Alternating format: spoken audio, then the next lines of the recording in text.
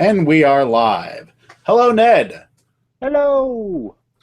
Hey, everybody. This is Nate, and that's Ned there. Or wait, Hello. that's Ned there. And this week we're going to be spending some time talking about all kinds of crazy stuff, including.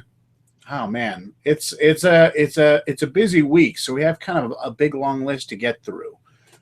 So Ned, is there anything in particular you want to talk about?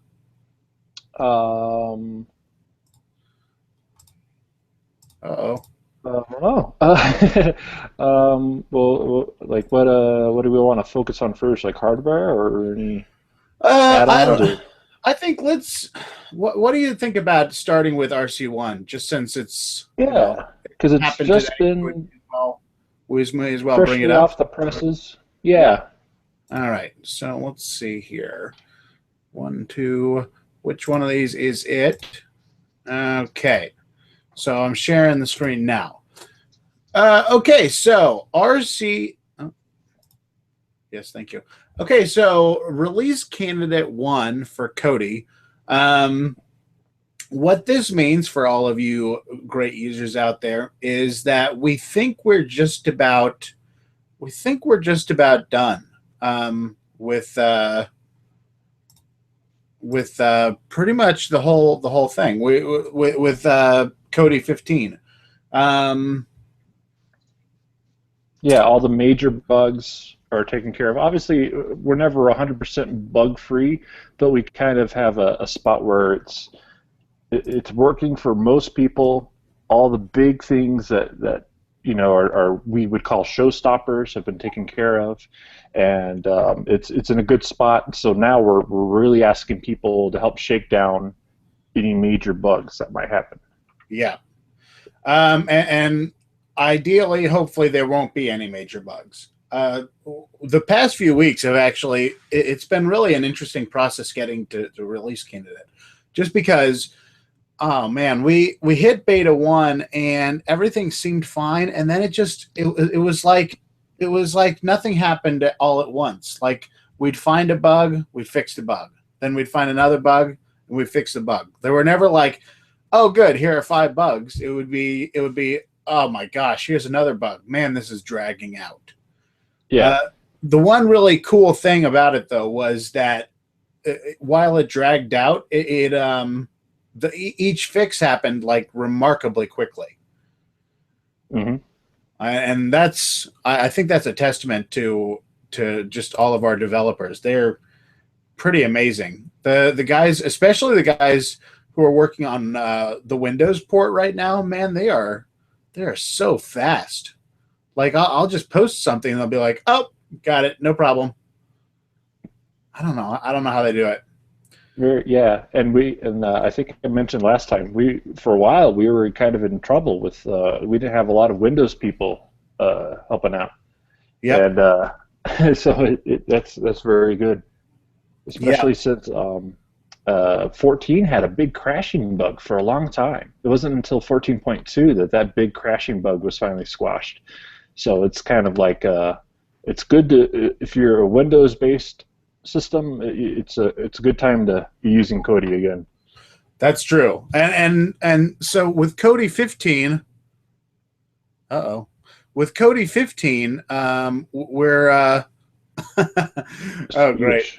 Swedish. Yeah, we see the blog, the post automatically tweets out. Sorry, you viewers who are watching it live. The YouTube automatically posts whenever we're about to go live, whenever we go live, and the automatic publish this today appears to have turned into Swedish. It says "Jag har startat en livsström," and then whatever. I don't actually speak Swedish, so if I butchered those words, I'm sorry to all our Swedish viewers. Sorry, I got totally sidetracked. Oh yeah, so we have two kind of big Windows developers right now, whose real names I don't even know, but they're Afidchen, who I think is Russian maybe, or Hungarian. No, I don't know. Afidchen and Paxi, and they're both doing pretty fantastic work. Yeah, I guess that's all I have to say about it. They just do an incredible job very quickly. Affichin is the one who's working on updating Kodi from DX9 to DX11, which we think should be put in by the next release. So right now we're releasing Kodi 15. It should be in Kodi 16. And since we're doing ReRo, which means rapid release, whatever, you should be seeing that pretty quickly after we finish Kodi 15. So I don't know. So are there any features in Kodi 15 you think are worth talking about right now, or have we already just exhausted that idea to death? I'm not sure. I was trying to think of some of the last minute fixes that came in. Nothing's popping out on me on the blog post though, but yeah, most of the very last minute stuff has all been kind of just bug fixing, just little stuff. With beta 2 that came out, we did get a couple cool features on Android, but we've already kind of talked about that, like the 4K playback on the NVIDIA Shield and stuff like that, and refresh rate switching. Oh, that's what it was. There is some fixes for, I guess there's a couple of Android devices that are also 4K that were not handling that 4K feature being on, and so even your 1080p content was wigging out. That should be fixed now. I think there's like a Sony Android TV that actually runs Kodi pretty well, which I was kind of surprised to hear. And so if you happen to be one of like 5 people out there that have a Sony Smart TV, that should be working again. Specifically a Sony Smart TV running Android. Running Android. Yes, sorry, I almost forgot that.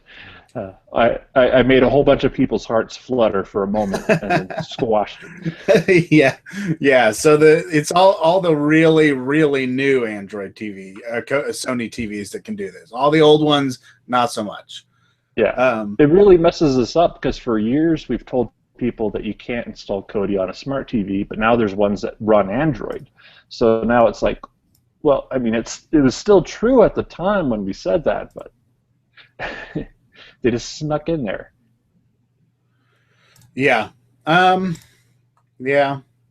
All right. So I think, man, I just don't have anything else to say about this release.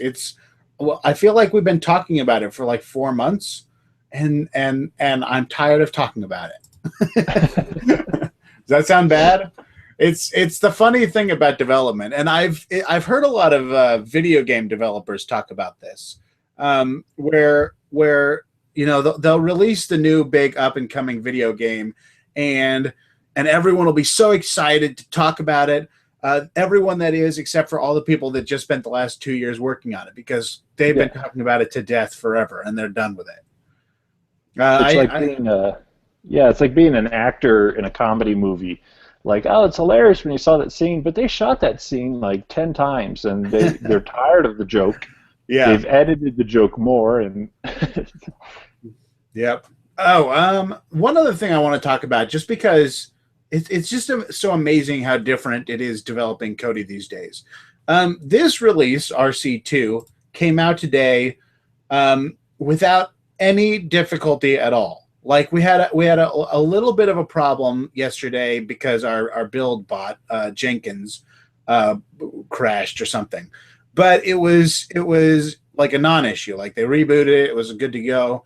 Man, I don't know how to get this idea across. But in the past, like way back in like the Kodi Frodo days, the 12 and the 11s and 10s, back in those days, doing a release was just like the most horrible experience you can possibly imagine. It was, everyone was stayed up like 16 hours in a row, and inevitably the release would come out, and like for some reason the Mac version of it wouldn't install at all, even though the daily from the day before had worked fine.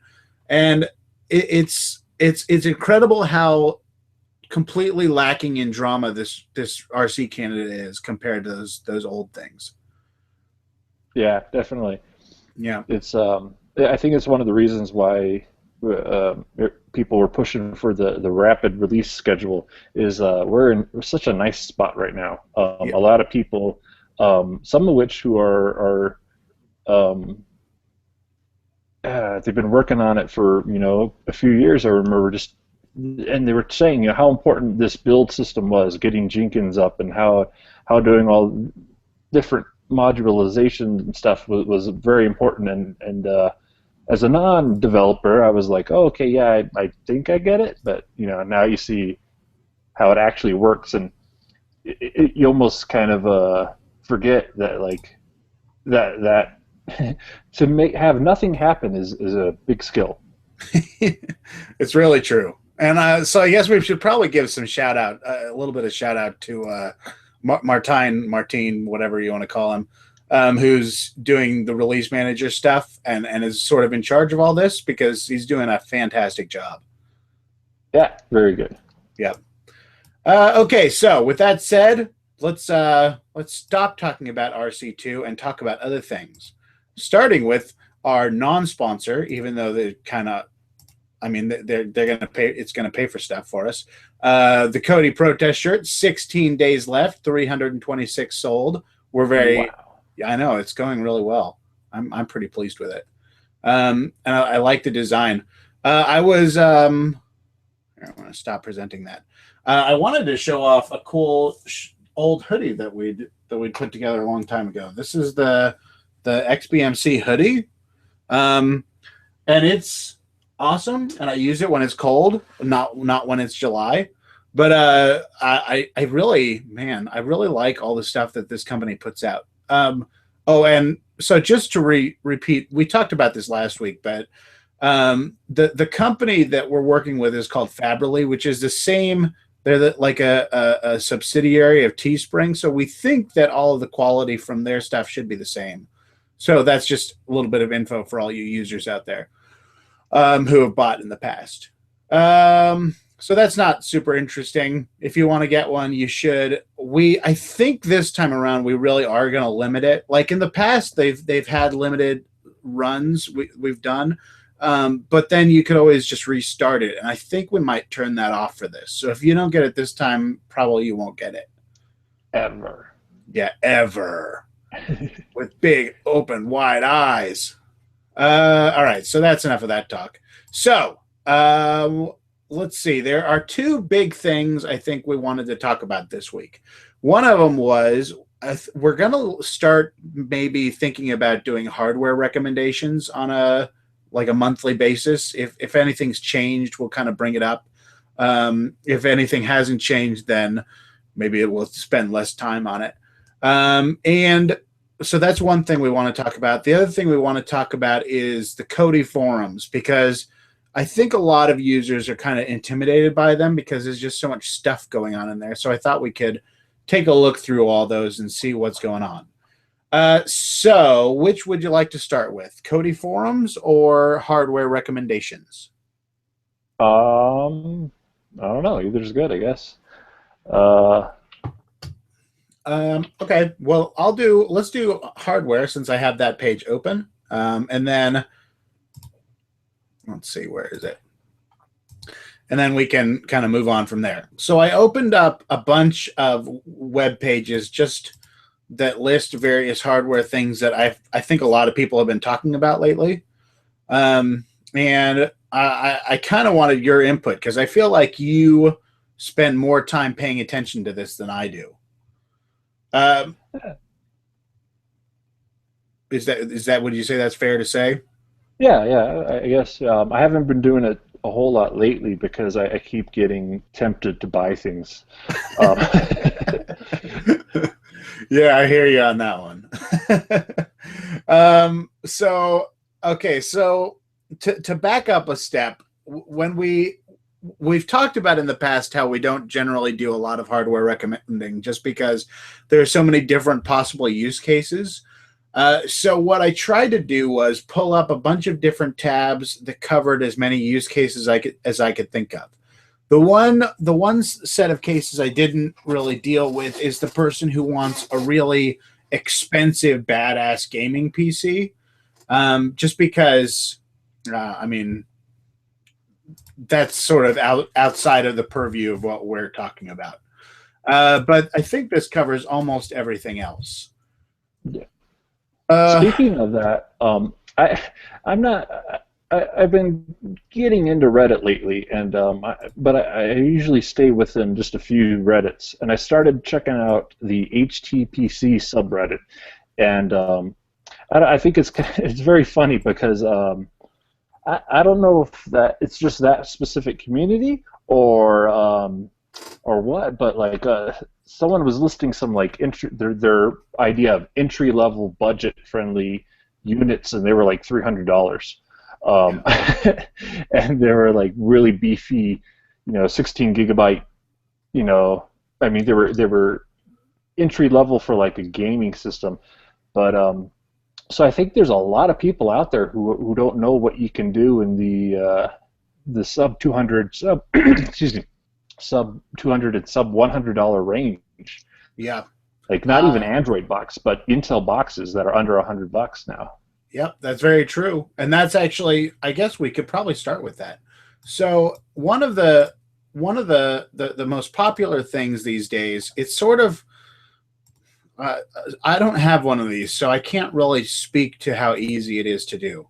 But one of the more popular things to do these days is to get an Intel box called a Chromebox, which is it's an all completely put together PC. Basically, it has all of the hard drive and memory already installed, along with a CPU, which is usually you can get a more expensive one that's like $300. That's an i3, but normally it's a Celeron processor if we're talking about using it for Kodi.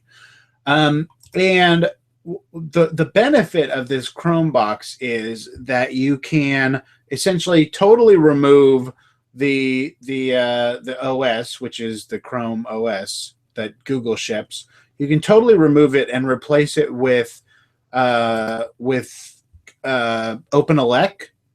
And when you do that, you basically have the equivalent of an Intel NUC for slightly cheaper than how you would normally buy an Intel NUC. And for a little better hardware too, which is a really surprising part. Like both the CPU is a little more powerful, and the GPU is able to handle some extra stuff like certain upscaling and interlacing things that are important to some people. So it's like an incredible deal. So I don't know if it's because it's a Chromebox and it's you're saving so much because you're not buying an OS with it, or I don't know if it's like just really low profit margin or something. But it's like this is pretty good. Like even if you don't need it for Kodi, just grab a Chromebox, leave it in your glove box. You'll never know when you need it. Yeah, that's a fair point. I don't necessarily recommend that for everybody because, man, at least I have so many little boxes sitting around just because of what we do that it's so hard for me personally just to justify having one. But so I guess to back up a little bit, on the Linux side of things, if you're not talking about the Raspberry Pi, my impression is that at this point, Intel graphics, whatever, it's not a dedicated card, but the Intel graphics. Integrated graphics? Yeah, Intel integrated graphics. Using the video decoder, the VA API, is supposedly, at least according to one of our developers, Fritsch, Peter, whatever his last name is supposedly like the single best video decoder available for Linux at the moment. And I'm not sure if it's ready for Kodi 15, but Kodi 16 at least. In theory, if you're not doing Raspberry Pi and you're limited to OpenELEC stuff, Intel graphics and VA API is like the way to do it. Yeah, they really squeezed a lot out of it. Who was it that was working on it? I'm going to mess up his name. Frenta Menta? Yeah. Rainier. That's his real name. Yeah. Has really just squeezed out because like I've got a little Celeron processor, little mini PC, and when we say Celeron too, like Intel kind of abuses that brand name, where Celeron might mean like a really low powered device, or it's really an Atom processor. They called it a Celeron processor, and sometimes it means like something that's fairly decent. But like I have an older Celeron one that that's like not as good as the Chromebox or the Nooks, and they're like, yeah, test it. We don't really expect it to work, but see if it works on that one. And it did. Like it was like everything was as fluid as like I've ever seen it. Like usually you see like slight stutters when like cameras are panning, like it's a panning scene, and it was smooth. It's one of those things where it's hard to show people because if I take a video of it and your monitor isn't showing it, then it's a moot point. Right. It's like trying to advertise Blu-ray on a DVD, which they do often. Yeah, or the Walmart thing where they have like a 4K TV, but they have just a coaxial cable plugged into the back. Yeah. But yeah, they it's just like every bit of like upscale quality, the scalers and the frame rate, and I'm probably causing people to wince, but it's good, very good. And I'm not someone who really even cares that much about like the quality, as long as it's like good enough to enjoy. And I was impressed, so hopefully that means something. But I think it's not going to be in 15, but there are still going to be test builds for it, and I think there's a link if you go to the wiki. There's like betas and test build page. There should be a link on there because they're going to keep making builds of it for people. Like even if you just kind of want to use with those improvements on it, there'll be a build up there. So looks like we lost your video feed there, Ned. Yeah. Oh, it's my connection here is wavering, I guess. Oh, okay. But we'll have some more information about that. Yeah. So the going down that route, I do want to bring up two kind of important points. Going down that route. Oops. If you are concerned about the difficulty of flashing, I don't know how to describe it. The issue with the Chromebox is that it does come with Google Chrome, the OS, pre-installed, which means you have to go through a kind of elaborate process of flashing to switch it over from Chrome OS to OpenELEC. There's a write protect screw, I think, that's actually on the motherboard, that you open up the case and you just undo this screw, or I think it is a screw, and then that allows you to install something else. So it's a little scary at first, but it does require more steps than other people might, or other devices might have. Yeah, there it is. If you go down there, it'll be disable write firmware write protect, but it's I think it's a small cost for a lot of gain because it's such a good value in hardware. Yeah. So if you've ever replaced RAM, then you can do this. So right. And so so you can do it. There are some other issues like actually doing the software side of the flash, but it's not really the worst thing ever. But still, if you're super nervous about going down that route, then the alternative, if you still want to use Intel chipsets and OpenELEC, is just getting a NUC. Which there is one other benefit going down the NUC route, and that is, I mean, aside from the fact that you have total control over what RAM and everything goes into the box, it comes with an IR adapter.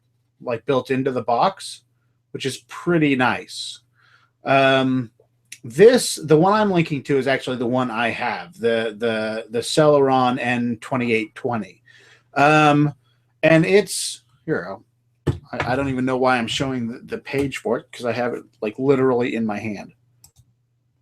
Literally in my hand. So here is it's the Nook 2820.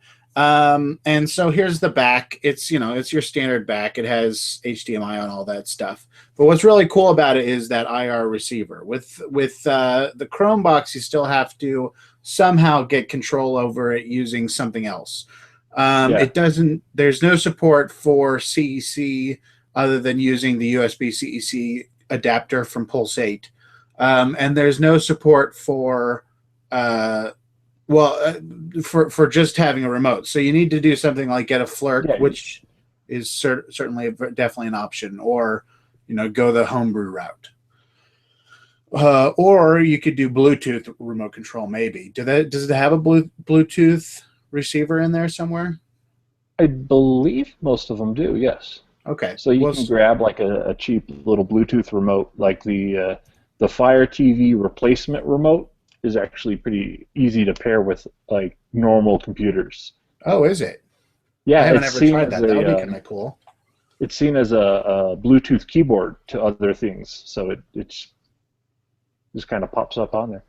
Also, I should mention the HP 260G1, and it's basically the equivalent of a Chromebox. And the reason why it's getting a lot of attention on our forums right now is because if you're in Europe, it's as good of a deal as it is for people in North America to get like a Chromebox. Because sometimes, depending on where you are, your supplier or importing something, you don't get the price savings. But I guess you can get this down to about €100 delivered. Or is that euro or is that pound? Pound. That's £100 delivered. Which is and it's gone down to 80 euro? Yeah, and it's gone down to 85 pounds. And Is that with the Celeron processor, or what? Yeah, is that? it's like the same exact Celeron processor, kind of the same ports. You got some USB 3 ports, and it even has a VGA port for some reason. Weird. Well, a lot of these mini PCs, we use them as HD PCs, but a lot of them are marketed towards small offices or places where they have a whole bunch of monitors, and they don't need to upgrade the monitors, but they need to upgrade the computers. Right. So they deploy these and they slap them on the back of the monitor, and they're just kind of they're a step up above thin clients, so they can data entry and pull up things. Yep, but they work great as HD PCs, though. That's kind of exactly what I did with my mom's computer. Actually, she was running an NVIDIA Ion computer for like forever. It was crazy, and so I upgraded her to an Intel Nook i5 just because it was another thing I could slap on the back of her monitor, and she would never know about. It did get confusing for a while because she didn't know where the USB ports were, and that got awkward. But I think we've got all that solved. So there are your options if you want to go super cheap Intel x86 actual Linux PC. There was also another one that it's not great hardware. Like I guess the GPU is not as good as the Celerons we've been talking about. But sure. It's like the ECS Leva. Let me see if I can pull it up here. Am I broadcasting video again? Yes, you are back on track. Let me ECS Leva. ECS Leva?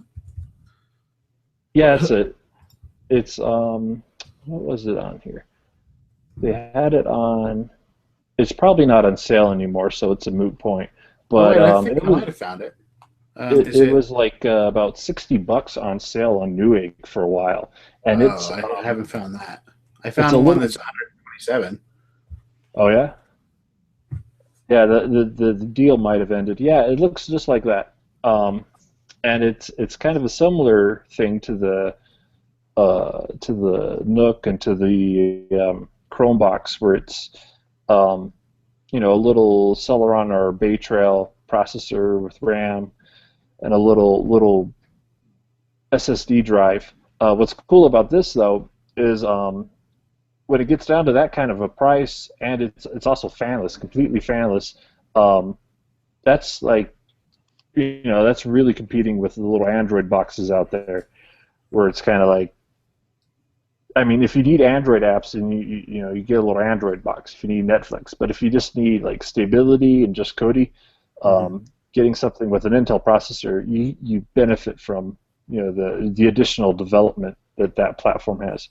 Is So that was this like down.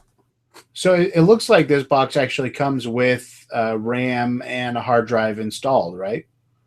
Yeah, oh yeah, it's like soldered to it. It's real small. Like this Oh, thing it's is just soldered to like, it.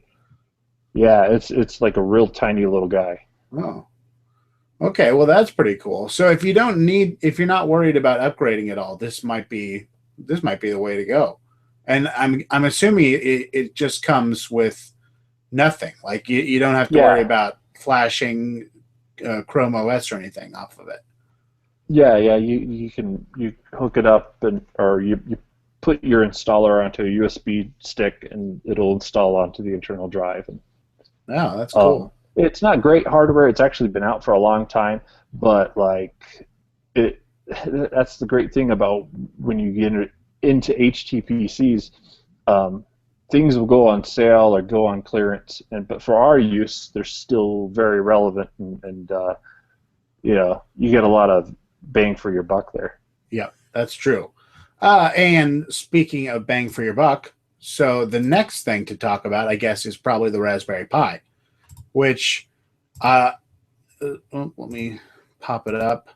Um, this is this is actually the Flirk one, but I like the case, so I'm showing it. I guess I could flip over to the Raspberry Pi 2 itself. Um, the Raspberry Pi, I think a lot of people might tell you if you're looking for very specific use case where you don't really care about HD audio because it doesn't do that, but you do care an awful lot about video playback and specifically 3D video playback, then the Raspberry Pi might be the single best option out there. Just because it can handle, well, most amazingly, it can handle MVC. It can handle straight up ripped Blu-rays that are doing 3D and frame packed and all that stuff. Which as far as I'm aware, it's the only device out there running Kodi that can do that. There are some Android boxes that can do the same thing, but they're using a modded player. They're not using Kodi's built-in player to do it. So if 3D is more important to you than HD audio, then the Raspberry Pi 2 may actually be the single best device you can get. Wow, I did not realize that it was doing MVC playback. Yeah, it's And I was crazy what like, they're doing. for a moment, I was like, is Nate wrong? Let me look that up. That's like, yeah, it should not be performing as well as it does, and it just keeps surprising us. Yep, yep. Like, they got low bit rate, 720 HEVC, which is like the 265 running on it. Like, Right. that it does that at all and doesn't burst into flames is a miracle. It is a miracle. It'll be. My guess is they're going to come out with the Raspberry Pi 2 Plus next year, and it's going to be very boring. But whatever they come out with the Raspberry Pi 3 2 years down the road, I bet it'll be really cool. Like if it doesn't have HDMI 2, I'll be a little bit surprised. Well, I don't know.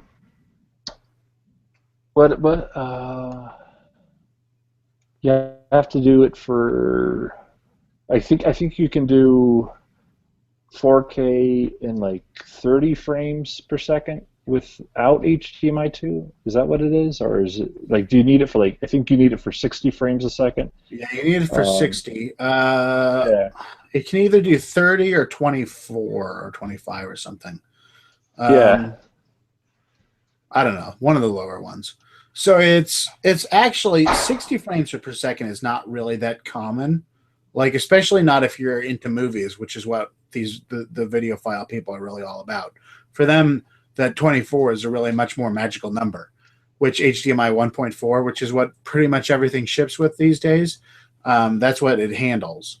But I don't know. It's still, I think HDMI 2 is going to be the way to go, at least for the near future. Yeah.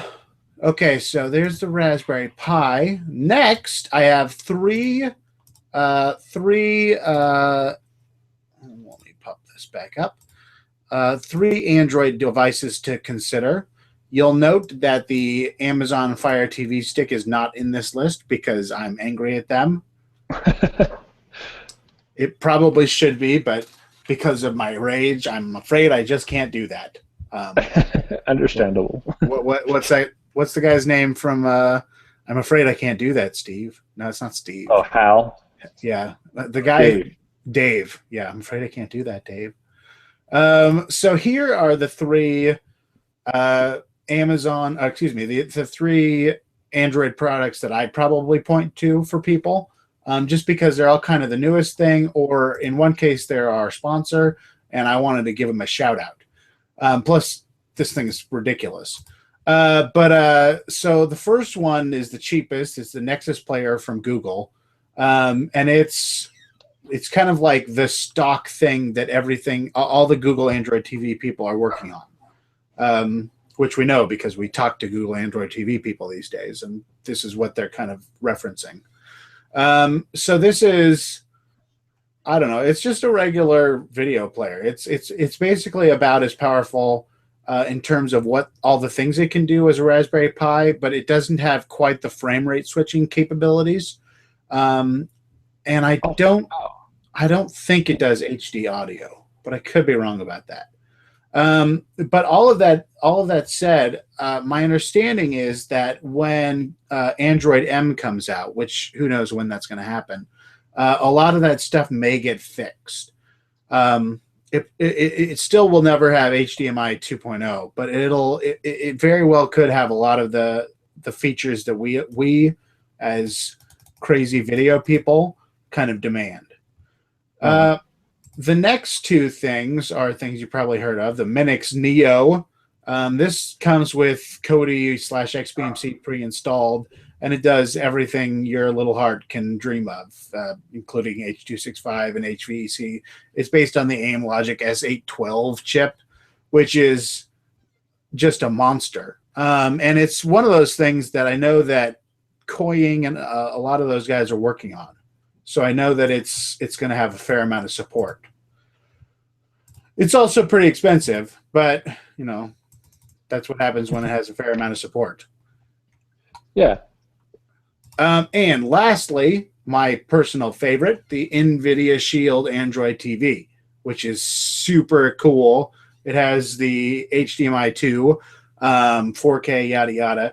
And it's the only one that has NVIDIA streaming out of the box. And actually, do you want to talk about that a little bit, about the alternative to game streaming that you have? Oh, Moonlight. Yeah, Moonlight. Yeah, Moonlight's pretty cool because it's really well, I wouldn't say it's as good because there's still some various things they're trying to hammer out, but it's an open source client for NVIDIA's game stream technology or whatever you call it, and it works surprisingly well. Like you can do pretty much the same thing on like a Raspberry Pi even. Obviously, the Shield also does some other things graphically that don't even require the game streaming. Because what the game streaming is doing is if you have a more powerful PC, whether it's in another room or even in another town, you can play off of it and it'll try to optimize everything automatically for transcoding a video stream and with really, really, really low latency. It's like you wouldn't expect it to work as good as it does. Like you can tell there's a little bit of a delay, like if you're doing it over like a cellular connection, and you know that might be a killer for some games, but like on a local network, it's pretty amazing. Yeah. But it's really cool. And I think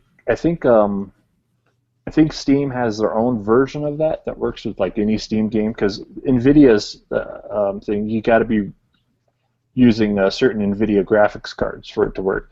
But potentially the same could be applied to anything else that can handle various specs, and so hopefully we'll see more of that. That seems to be pretty cool. Yep, agreed. And as a follow-up to that, for those of you who don't know, this open source version of the software, Moonlight, that we're talking about, that makes use of NVIDIA streaming, it's one of our Google Summer of Code projects this year is actually trying to incorporate that directly into Kodi. We're still pretty early in the process with that to see if it actually works. But if it does, it'll be pretty cool. We'll as time goes on, we'll probably be able to give more of a heads up about whether that'll work or not. Yeah, essentially having a Moonlight client add-on of sorts, in Kodi. That's pretty cool. Yeah, I agree. I'm a big fan. So that covers the cheaper boxes. There is one other box I thought we'd feature, which is the Alienware Alpha, which is getting cheaper every day. The i3 one, this is actually up a little bit. For a little while, I think it was on sale in the 300s.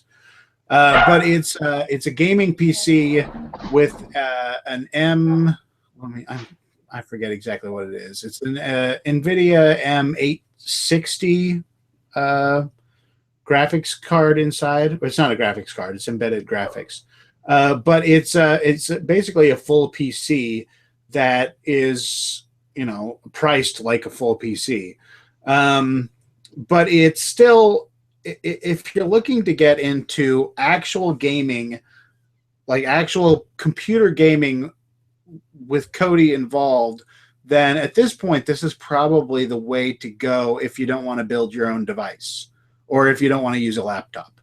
Just because not only is it already all built, but they've updated their UI that they use when you boot into the system, and turned it into something called Alienware Hivemind, which is a very fancy way of saying Kodi with a new skin. Oh my goodness! Your dogs are going on a rampage over there.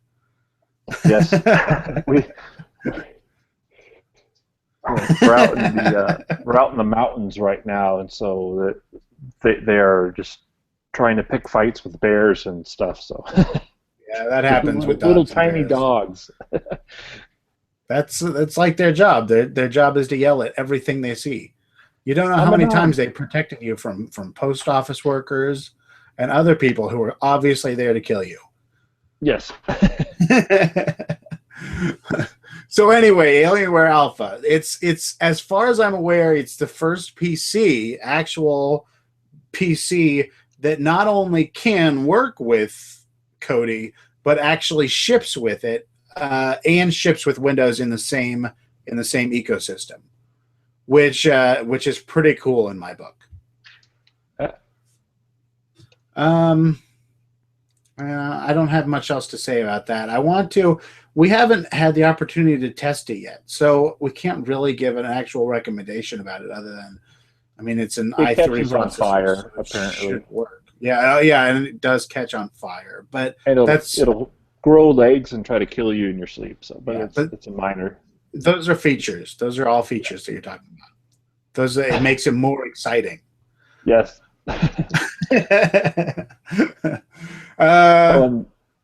Going back a moment, because I know someone's going to eventually comment on this, Sure. because we usually say, get something with an Ethernet port, because wireless doesn't always work.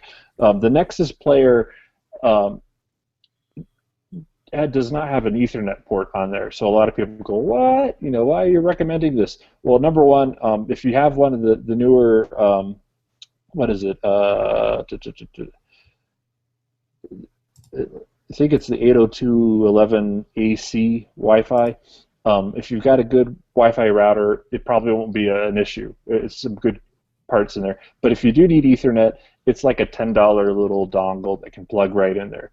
So, because at the price, what is it, like $67 right now? Yeah.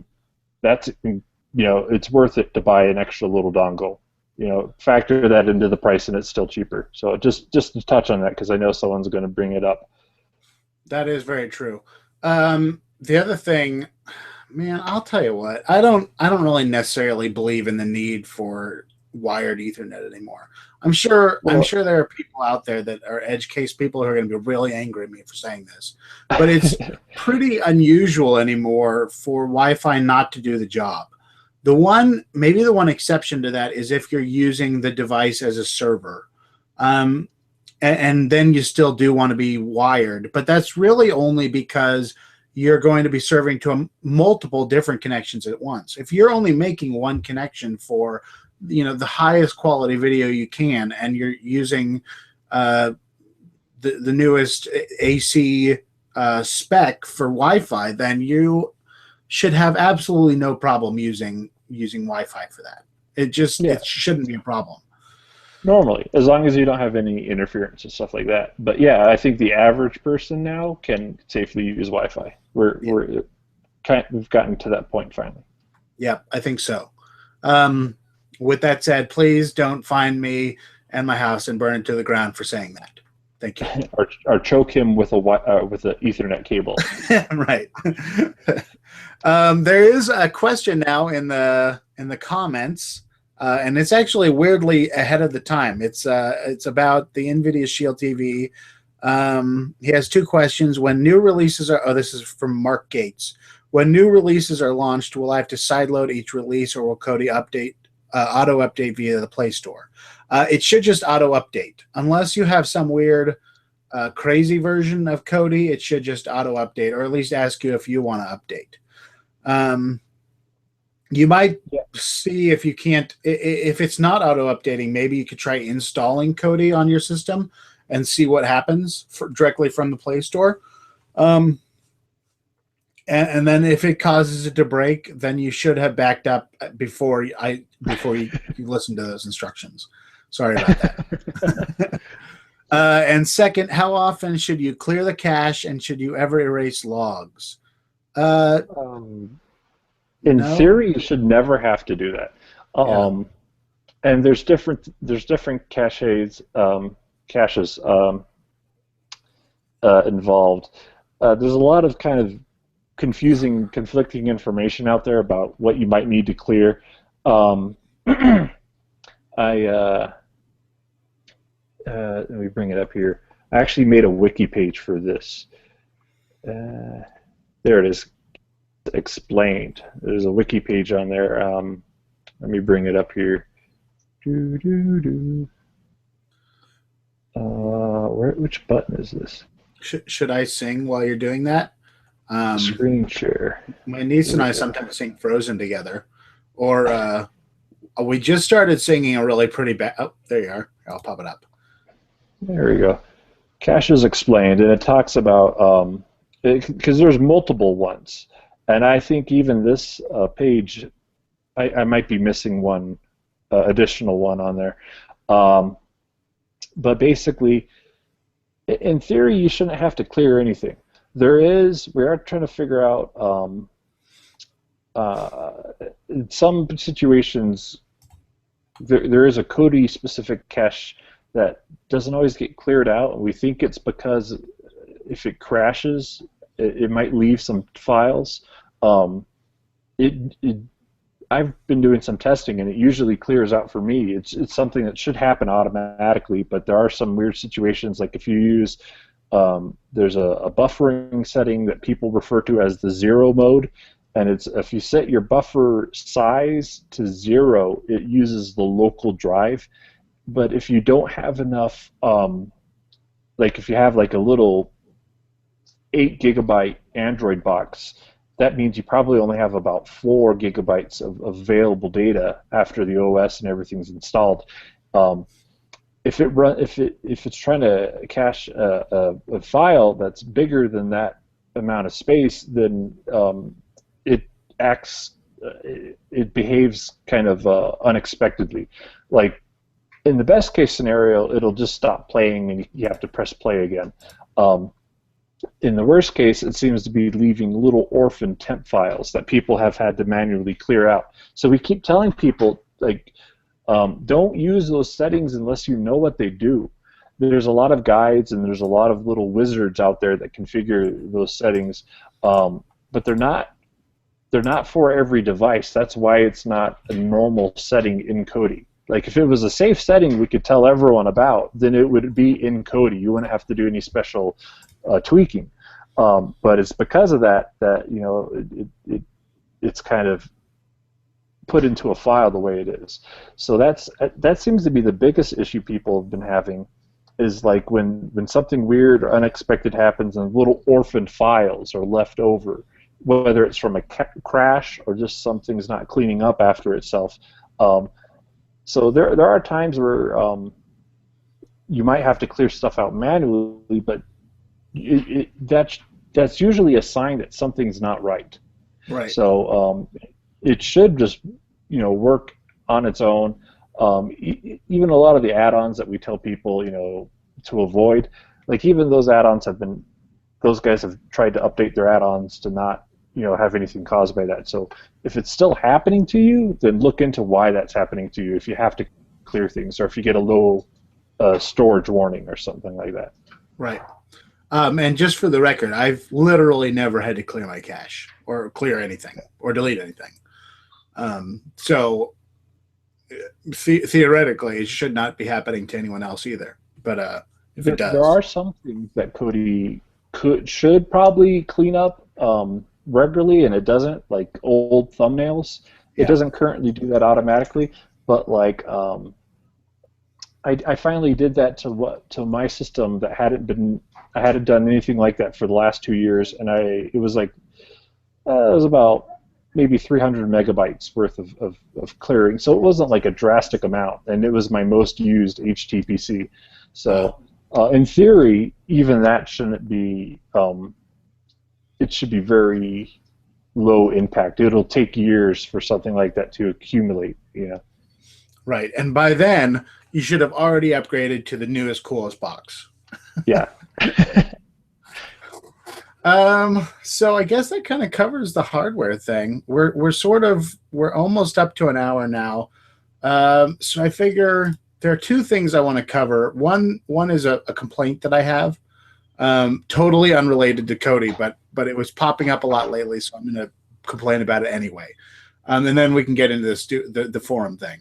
But I think maybe the most irritating news story about video games for possibly ever, or probably for the past week, has been how there's not going to be a Skyrim 2.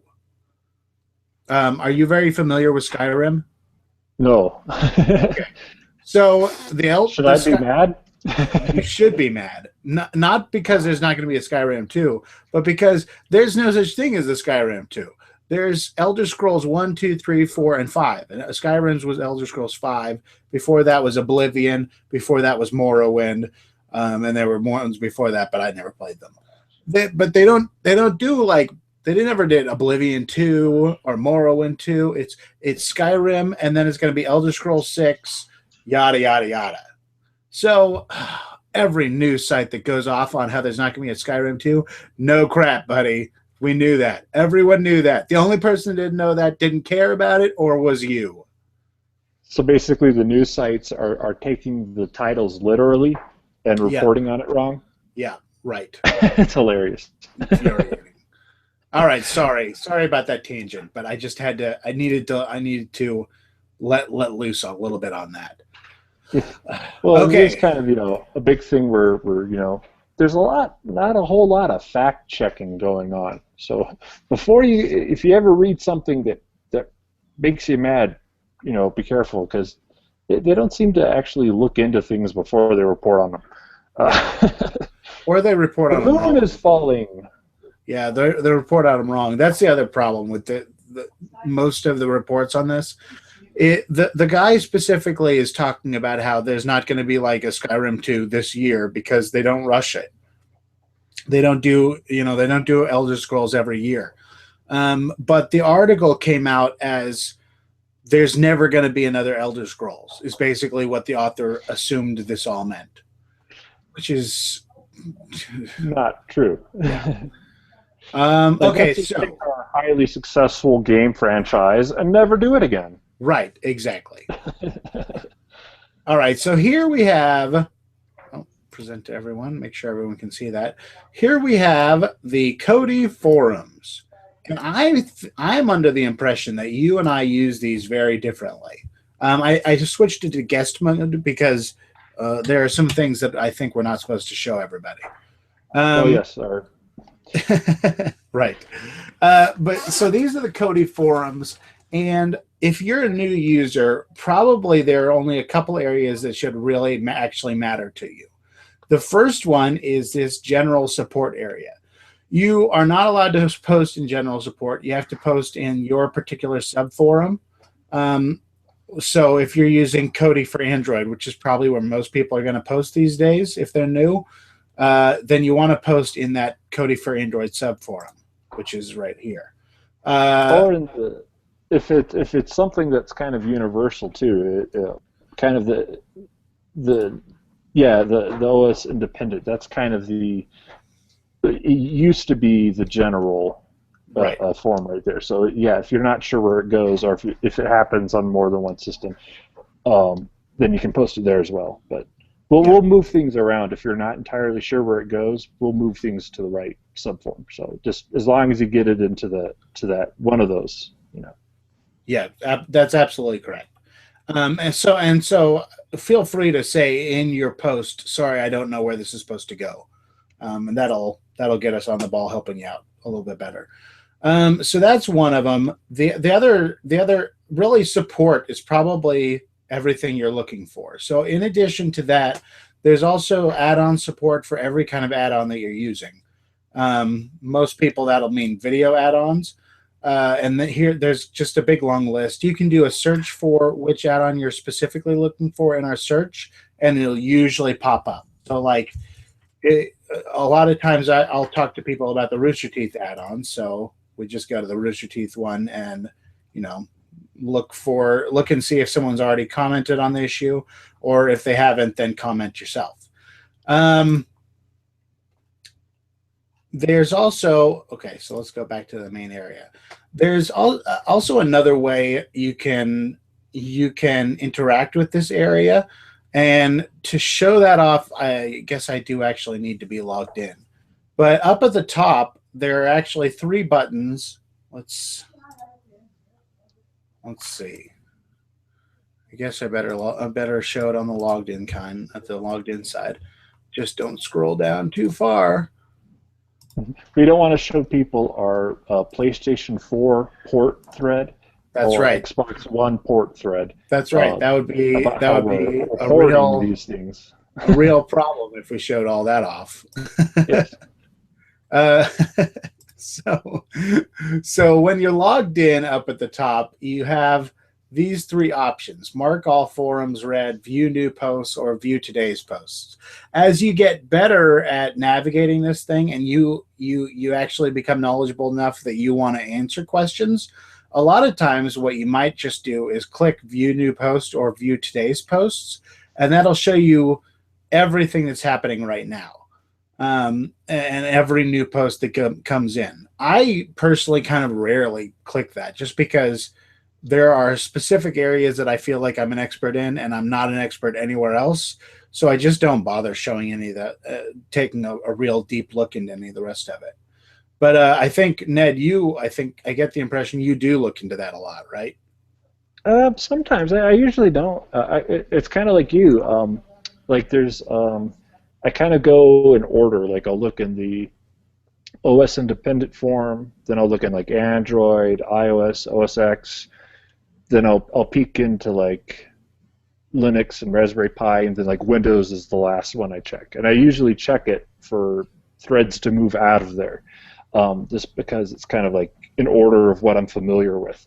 Um, and there's certain parts of the the form, like some of the skin support area where like I haven't really delved into like a lot of different skins. There's like maybe 3 or 4 that I'm confident I could walk people through on. So if you like people ask me a skin question, I'm like I don't know. You have to ask the skinner about that. Yeah, and that's actually something worth pointing out. One of the requests we get a lot is to kind of go through the skins and talk about which ones are good and why they're good and stuff like that. But honestly, I don't do a lot of skinning. Like I don't spend a lot of time going through all the different skins because Confluence usually does what I need to do.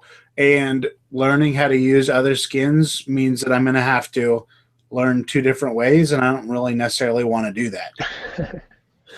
We're lazy. Yeah, I feel bad about it, but it's just the facts. It's at some point. Some cool. It depends on like your use case, So sometimes if for the longest time I never bothered with anything other than the default. Lately I have, only because of like the different video nodes and separating stuff. But yeah, it depends on what you need. Because there's skins that have extra support for certain add-ons. Like if you use a lot of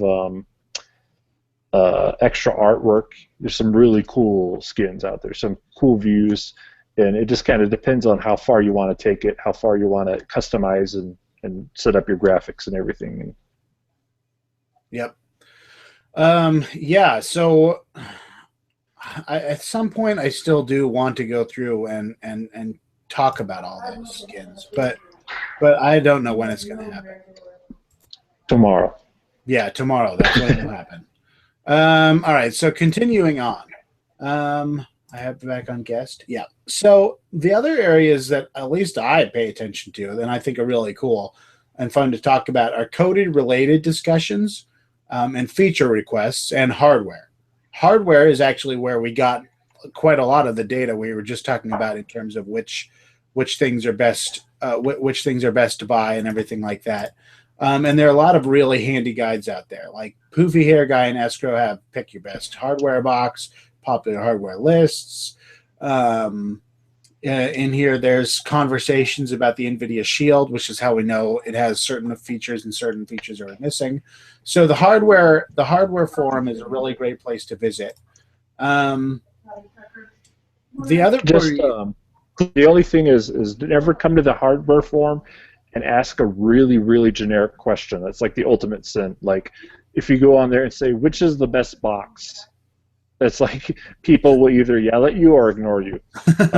You can ask for help, but tell people what you use Kodi for, what kind of features you're looking for. If you use if you need wireless, or if you need lots of local drive space, or if you have a budget, or if you need Netflix, and all those kind of things. Or if you need HD audio pass through. Because if you just ask what's the best box, you'll ask like 100 people, and 100 people will give you a different answer. Yeah. And I mean, we came into this specifically focused on trying to come up with the best box, and we came up with like 6 of them. so, and that's just 2 of us. So everyone's going to come up with a different answer to what's the best box. All right, so that's the hardware forum.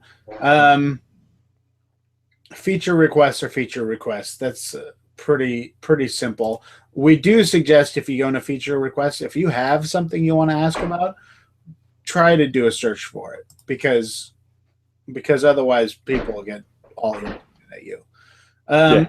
Then finally, really, like people when they go in feature requests, then sometimes they get frustrated that people aren't looking at the request. I tell people you got to think of it as like a sales pitch, because the whole idea of the feature request form is, if you're lucky, someone who's bored and can program is looking at your feature request and goes, "That's a great idea." So you want to sell the idea to them. So if you want to, if you're not sure what to do to try to push your feature request, give some visuals, tell us why it would be cool, sell it, and that's how you get people's attention. Right, that's very true, because remember, nobody's getting paid for any of this. So in order to get a feature included, if you're not a developer, you have to convince somebody that it's a good enough idea that they're going to do it for you for free, which means that you have to be just about the best salesperson on the planet.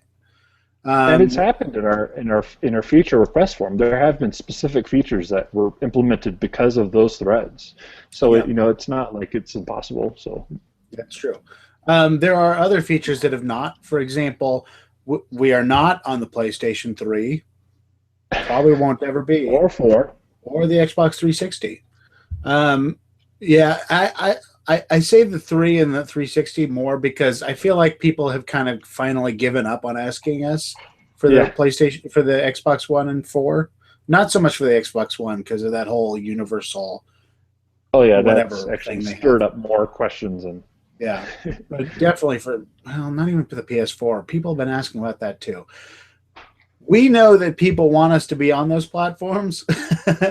If you come onto the forum saying, "Wouldn't it be cool if you guys were on this platform?" The answer is yes, but it would also be very hard to do.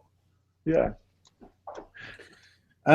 Okay, so no, that's a horrible idea. Fun is horrible. Yeah, we hate fun. People who like fun are the worst. Okay, so that being said, the final area to talk about is development. Okay, the final area to talk about is development, and this area we encourage everyone to come onto this area and read all of this stuff. But we highly recommend against posting in here unless you know what you're talking about. Just because this really is an area where we're trying to keep the excess comments to a minimum because we really are trying to actually work on stuff. Think of it like a library. Yeah. If people know what that is still. Right. So for example, here's Retro Player. We kind of featured this last week. This is the video gaming project that Garbear here, Garrett's working on. And if you'll notice, all of the threads are either from him or threads on how to compile or how to add add-ons or something like that. It's all stuff from people who know exactly what they're talking about. And even if you go into the thread, most of the conversation is between people who are QA testing or showing code that's useful for further development or stuff like that.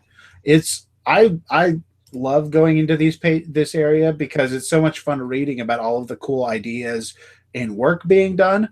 But sometimes even I don't post in here just because it's so overwhelmingly complex. And there are a couple of threads where we do ask people to kind of just give feedback, but those will be specifically noted. Yeah, like it'll say that. Yeah. Well, and so an example of that, actually, if you go back a step to Kodi application in development, this is all of the features within Kodi that we're kind of working on at the moment. And this is where we discuss like the DirectX 11 upgrade, the media importing thing that we did that video on a couple weeks ago. And in these threads, we do encourage regular users to contribute and talk about what they're doing. But when we do that, we include posts like this, how to help. And you really need to go through and actually read this and try to include all of that information. Usually it means you absolutely need to have a debug log, among other things. So it is very, very much encouraged for regular users to go in and help out with those kinds of things. But you should usually read the first post ahead of time before you go in and say, DirectX 11 is crap. Why don't you use DirectX 12 instead? You guys are the worst. which has definitely happened. Well, I don't think he said exactly that, but it was something like that. Yeah, it wasn't exactly that, but even a little bit of criticism can be met very harshly in this area, and we're usually pretty keen. We try pretty hard to make sure the devs don't attack people in the support area, but we're a lot less likely to protect you if you're commenting in development than we are in support. So you know, it's like walking into the woods when there's a bear warning. Yeah. It's like, well, they're hungry, and that happens with their devs too. They get hungry. Yeah, maybe you should have thought about not going and visiting the bears with that meat attached to your back. So those are kind of all the main areas. There's really not that much in the forum once you kind of get used to it. It's arranged announcements, support, discussion. Those are all areas for users, and finally development. Those are areas for people who are doing QA work and development work. And that's sort of the forum. It's really pretty simple, I think. Yeah. Okay, so we've been going for about an hour and 15 minutes. Anything else you want to talk about, Ned? Not really. Yeah, I got nothing either. We'll save it. I'm finally catching up on Game of Thrones. Did we already talk about that? Do you watch Game of Thrones? I don't remember. Yeah, I for a long time I had stopped at like season 2, and just within the last few months I marathoned the rest of it. And so I'm all caught up now, I think. I am 2 episodes behind. My method for watching that show is I wait until the whole season's over. And then I marathon the whole season all at once. So I have been spoiled on a couple of things. For example, I won't tell you what those are because I just realized then I'd be spoiling that for other people. But everyone dies. Everyone dies. One everyone. of them, pretty much everyone. It's just like there's like 7 episodes where it's just trees and grass. And snow. Don't forget the snow. Snow. And the dead people walking around, which is a thing in Game of Thrones. So I'm finally catching up on that, and that's pretty fantastic. I got nothing else, man. It's Kodi wise, it's been a pretty crazy week, but anything else wise, it really hasn't. Oh, what did I see? I just saw something at the movies too, which was good. I'm totally blanking on it. A movie? Yeah, what was it? It was good. It was I don't know. It wasn't Terminator Genesis, which I do want to see. Oh, Inside Out. We already talked about that last week, didn't we? I don't know. Maybe. Yeah, it was freaking phenomenal. Inside Out. Okay, so I have a way to describe this summer, and specifically the week Inside Out and Jurassic World came out at the same time. Those are 2 great movies because they are so good at being exactly the opposite of each other. Inside Out was a phenomenal movie, and I would put it at least top 3 somewhere in Pixar movies ever. Just one of the best Pixar movies of all time. However, meanwhile, Jurassic World was a popcorn movie that was ridiculously stupid, but it was very fun to watch. The difference between the 2 is Inside Out was a fantastic movie, and I hope it gets an Academy Award, and I'm never going to see it again. And Jurassic World is a movie that should not win any awards in any category except maybe special effects, but I'll probably watch it about 10,000 more times. Yeah.